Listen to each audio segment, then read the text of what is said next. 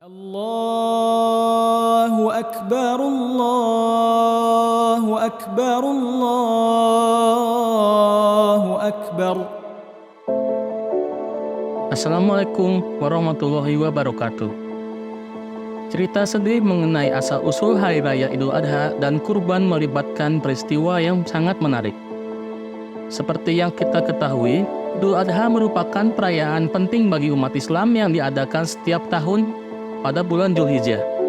Pada bulan tersebut, beberapa rangkaian ibadah besar dijalankan, seperti ibadah haji dan penyembelihan hewan kurban. Pada tanggal 9 Dzulhijjah, umat Islam yang sedang menjalankan ibadah haji berkumpul di Arafah setelah matahari terbenam hingga fajar pada tanggal 10 Dzulhijjah. Sedangkan bagi umat Islam yang tidak menjalankan ibadah haji, dianjurkan untuk melaksanakan sholat Idul Adha pada tanggal 10 Dzulhijjah. Selain itu, bagi mereka yang mampu, sangat dianjurkan untuk melakukan ibadah kurban. Hukum berkurban. Hukum berkurban sendiri bervariasi. Menurut Imam Maliki dan Imam Syafi'i, berkurban termasuk dalam sunnah muakkad. Namun, menurut Imam Abu Hanifah, berkurban wajib dilakukan bagi penduduk muslim yang mampu dan tidak sedang dalam perjalanan. Rasulullah Shallallahu Alaihi Wasallam pernah bersabda, "Tidak ada amalan yang lebih dicintai oleh Allah pada hari raya Idul Adha daripada menyembelih hewan. Hewan tersebut akan datang di hari kiamat dengan tanduk, bulu, dan kuku-kukunya. Hewan tersebut akan sampai di hadapan Allah sebelum darahnya mencapai tanah. Oleh karena itu, bersiaplah untuk melaksanakannya." Hadis riwayat Al-Tirmizi. Idul Adha juga dikenal sebagai hari raya haji atau Idul Kurban, karena perayaan tersebut menekankan makna pengorbanan. Kurban yang dilakukan memiliki hubungan erat dengan sejarah pengorbanan yang dialami Nabi Ibrahim alaihi wasallam. Nabi Ibrahim diberi gelar Khalilullah, yang berarti kasih Allah. Gelar ini diberikan karena kesabaran dan ketabahan Nabi Ibrahim dalam menghadapi ujian dan musibah yang besar. Namun, gelar ini memunculkan pertanyaan dari para malaikat. Malaikat bertanya kepada Allah, "Ya Tuhanku, mengapa engkau menjadikan Ibrahim sebagai kekasihmu? Padahal ia disibukkan oleh urusan kekayaannya dan keluarganya." Allah Subhanahu wa Ta'ala berfirman, "Janganlah menilai hambaku ini, Ibrahim, dengan ukuran lahiriah. Tengoklah isi hatinya dan amal baktinya." Kemudian, dengan izin Allah Subhanahu wa Ta'ala, para malaikat diberi tugas untuk menguji keimanan dan ketakwaan Nabi Ibrahim alaihissalam. Pada masa lalu, Nabi Ibrahim terkenal sebagai seorang yang sangat kaya raya. Dia memiliki kekayaan yang melimpah, termasuk 1000 ekor domba, 360 ekor lembu, dan 100 ekor unta.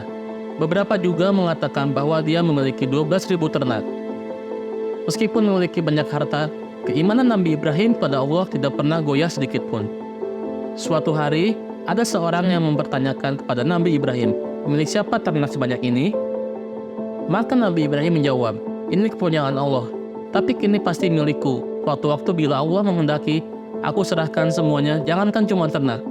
Bila Allah meminta anak kesayanganku, niscaya akan aku serahkan juga." Atas pernyataan di atas kemudian menjadi bahan ujian untuk Nabi Ibrahim alaihissalam.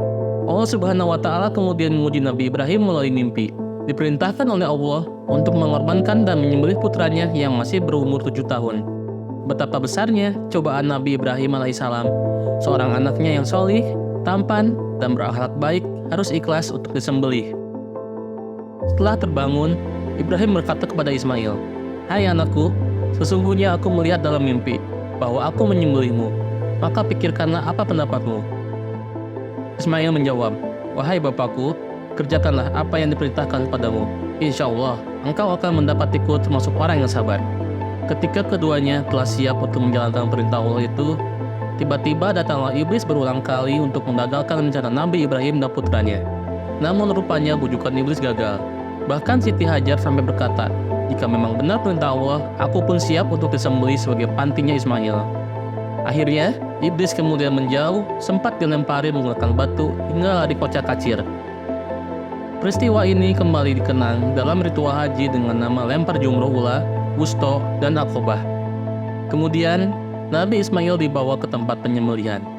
Dalam keadaan tenang, Ismail berkata pada ayahnya, "Ayah, kuharap kaki dan tanganku diikat, supaya aku tidak dapat bergerak leluasa sehingga menyusahkan ayah.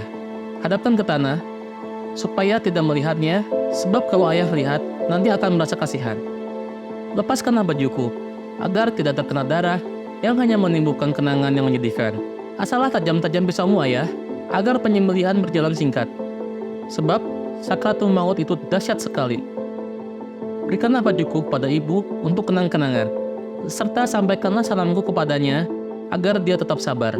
Jangan ceritakan bagaimana ayah mengikat tanganku. Jangan izinkan anak-anak sebayaku datang ke rumah, agar kesedihan ibu tidak terulang kembali. Dan apabila ayah melihat anak-anak sebayaku telah terlampau jauh untuk diperlihatkan, nanti ayah akan bersedih." Meskipun berat ujian itu, Nabi Ibrahim ikhlas dan berpasrah diri. Beliau kemudian mulai menyembelih putranya dengan sangat kuat. Allahu Akbar. Tubuh Nabi Ismail tidak mempan dan tidak bisa tergores pisau sedikit pun. Para malaikat menyaksikan peristiwa itu langsung tertakjub dan tertutup sujud kepada Allah Subhanahu wa Ta'ala. Allah Subhanahu wa Ta'ala berfirman, "Lihatlah hambaku itu rela dan setengah hati menyembelih anaknya sendiri dengan pisau, karena semata-mata untuk memperoleh kerelaanku."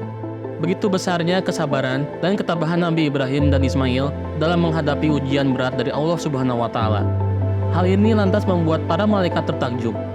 Nabi Ibrahim mencoba memotongkan pisau itu ke sebuah batu. Ternyata batu yang keras itu terbelah. "Hai pisau, engkau sanggup membelah batu, tapi kenapa tidak sanggup memotong leher?" kata Nabi Ibrahim. Dengan izin Allah Subhanahu wa Ta'ala, pisau itu menjawab, "Anda katakan potonglah, tapi Allah mengatakan jangan potong. Mana mungkin aku memberi perintahmu wahai Ibrahim jika kebanyakan durhaka kepada Allah Subhanahu wa Ta'ala." Dan hari itu Allah Subhanahu wa Ta'ala memerintahkan malaikat Jibril untuk mengambil seekor kibas dari surga sebagai gantinya. Dan Allah Subhanahu wa Ta'ala berseru dengan firman-Nya, menyuruh menghentikan perbuatannya, tidak usah diteruskan pengorbanan terhadap anaknya. Allah telah meridhoi ayah dan anak memaksakan tawakal mereka. Sebagai imbalan keikhlasan mereka, Allah mencukupkan dengan menyembelih seekor kambing sebagai kurban, dan inilah asal usul ibadah kurban.